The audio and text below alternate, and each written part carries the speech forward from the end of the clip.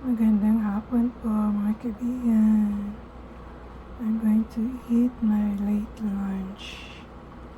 Fresh salad. With cherries. Ito po, kain po tayo.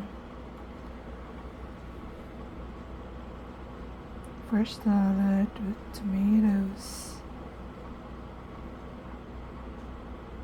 Celery, carrots, what else?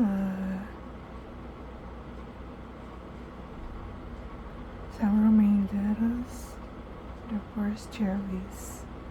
My dressing will be Thousand Island.